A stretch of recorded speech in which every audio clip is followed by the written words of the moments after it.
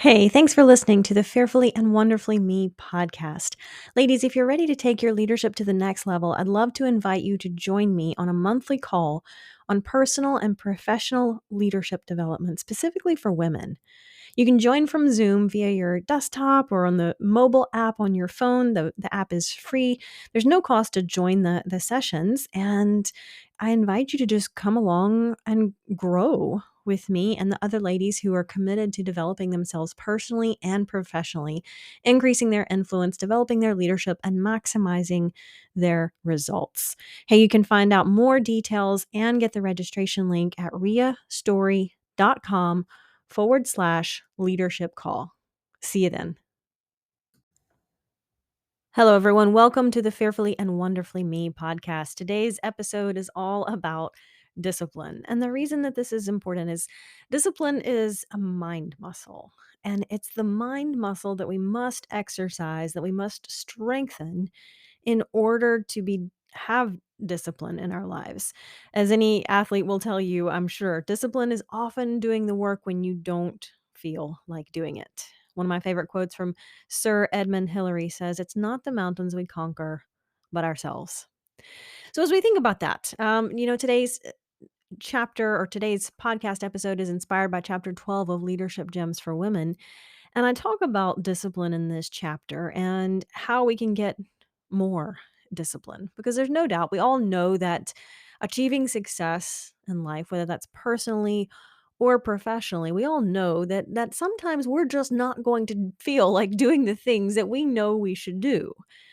It's much like when I start training for a marathon. I know, I mean, this is as I record this, we're in the early week of June, and I know coming up in the next few months as I start to train again for the next marathon that I want to complete, I absolutely know there are going to be days when I'm not going to feel like getting up and running. There are going to be days when I would much rather just sleep in, and it's going to feel so much better to just snuggle back up in the sheets in bed than it will be to get up and go run when it's hot and it's humid and it's hard work and you're tired, right? There are going to be days when we don't feel like following through on the things that will get us to success.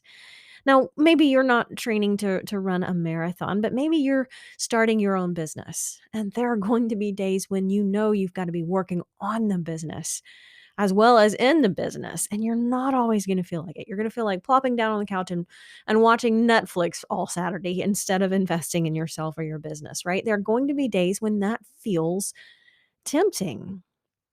And it's really critical that we build the discipline because the discipline of self is the key to earning influence with others because our actions shout louder than words ever can because how we live is far more convincing than what we say.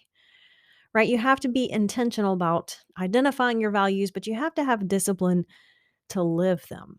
So, couple of key thoughts on discipline. Number 1, start small and grow from there. I don't know how many times I've said this, but really we underestimate the power of setting small tasks and accomplishing them. It's like small steps that you can easily walk up instead of great giant rungs on this huge ladder, right? It takes much less effort to step up small steps than it does to climb a big, tall ladder with big giant spaces in between the rungs because you've got to pull yourself up so much farther.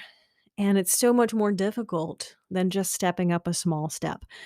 So the best way to become more disciplined is to just start small with a small task and accomplish it. And when you set a goal for yourself and you accomplish it successfully, you build a track record with yourself. You build momentum.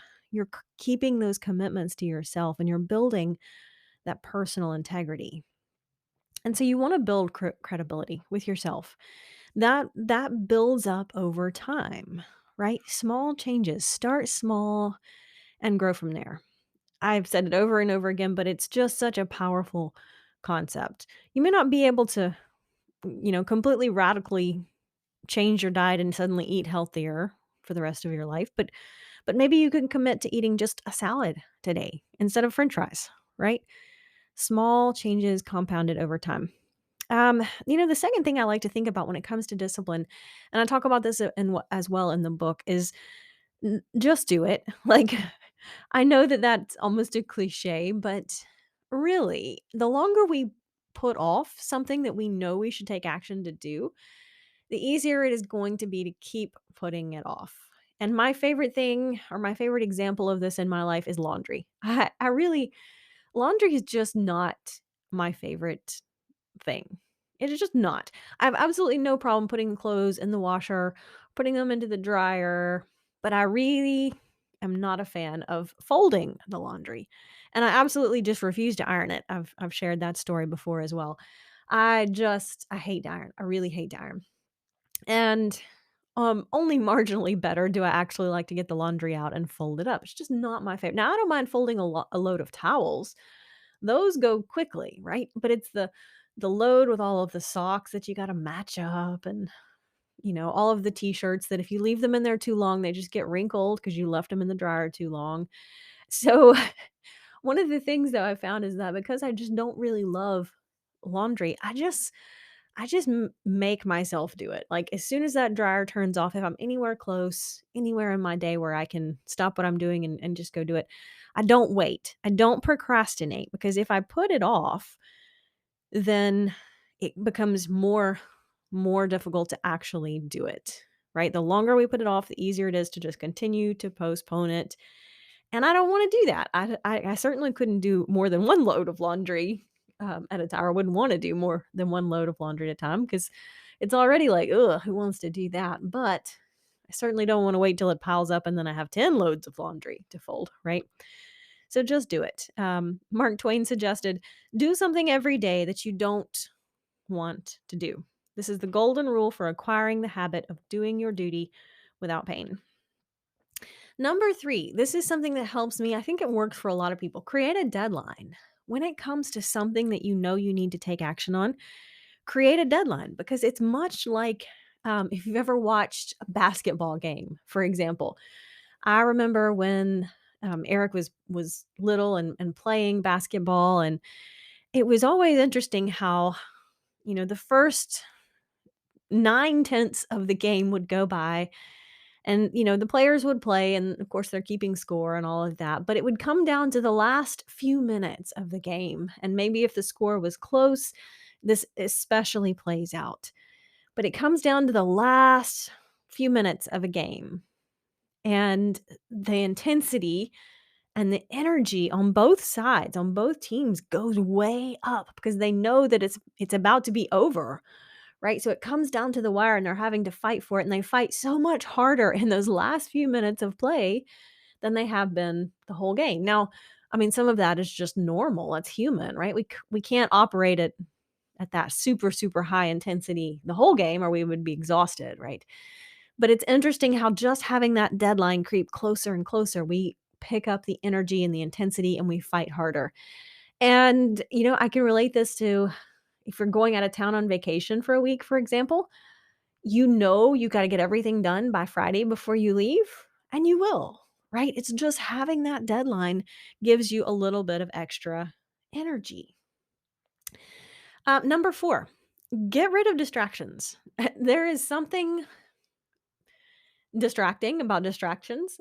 I don't know if that's a better way there's a better way to say that, but one of the things I've learned is that if I'm struggling with discipline in something, it's very easy to find an excuse not to do it. So, as much as you can minimize distractions in advance so that they're not as tempting, right? And I can remember years and years of, going to college and, also working full time and part time as well, and so I was always having to squeeze that time for studying or essays or writing or anything like that. I would always have to do that at night after work or on the weekends.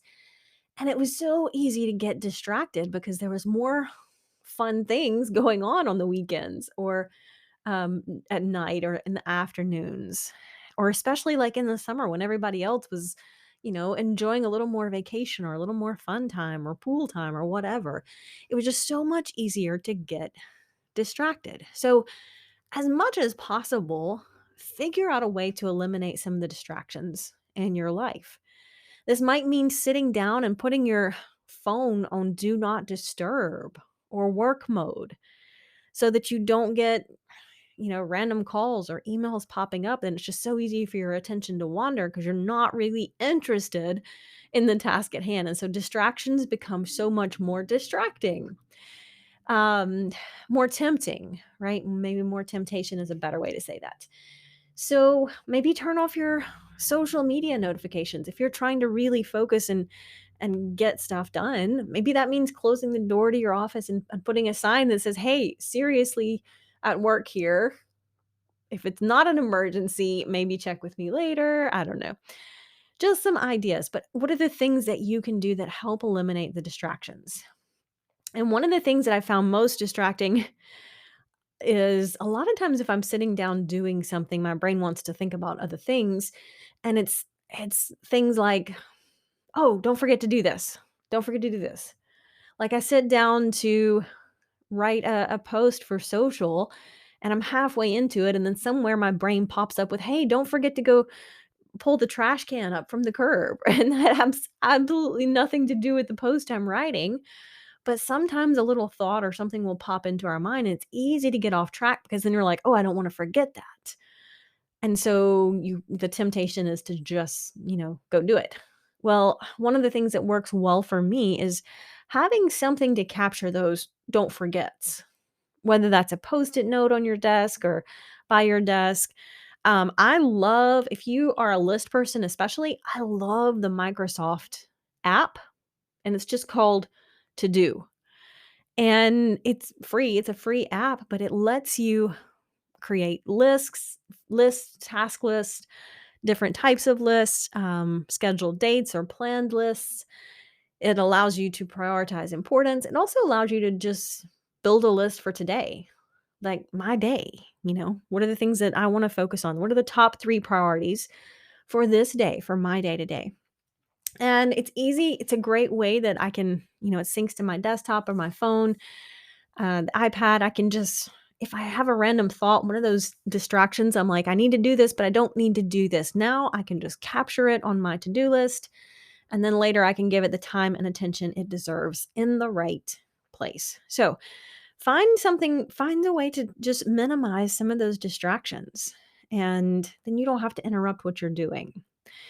And then last but not least, I think discipline really comes down to gaining strength in one area of life from other areas of life. And, just like starting small creates momentum, so does achieving other goals. And that's one reason I found it helpful to do things like, plan to train and run for a marathon, because it gives me discipline to eat healthier because I'm, gaining discipline from setting those physical goals and reaching them. It gives me more uh, exercise for my disciplined muscles in some areas of life, and that will help you be more disciplined in other areas of life. And it's kind of like that spiral, right? If you've ever noticed, if you just, maybe you have a goal for healthy eating, for example, but mid morning there's a party at the office and you end up scarfing down 3 donuts and 2 cookies in a bowl of punch, right? And so then for lunch, you're like, "Oh, I might as well go get some fried chicken fingers or something because I've already blown my healthy eating for the day." Right? And then by dinner, you're like, "Well, let me just have a extra dessert because I've already blown my health," right? And you just, that spiral downward happens. And there's nothing wrong with that. We all have that uh, nature where it just, we tend to get in our own way sometimes. But it's almost like then if you dedicated the willpower to get up and go exercise first thing in the morning, then you feel like, "Man, I want to eat a healthy breakfast because I've got a head start on my goals for the day," right? So you've gotten a little more discipline in healthy eating because you had the discipline to exercise. And so now you're creating a healthier spiral, a spiral upward instead of a spiral downward, right? And that's what I love when it comes to discipline is it's something that we can build up. It doesn't happen accidentally, certainly, but it really is powerful when we can focus on learning to have discipline because we aren't always going to feel like it. In fact, a lot of times, most of the time, you're not going to feel like always working on focusing on the things that you need to be doing in the moment. What are the most important priorities that help you move forward? And sometimes those are fun and energizing and you can't wait to tackle them. But sometimes they're the things that you're like, oh, this is not my favorite thing that I'd rather be doing right now, but I need to take action on this. I need to move forward in this area. And so I need to dedicate that energy, eliminating those distractions and creating the discipline to do so. Until next time.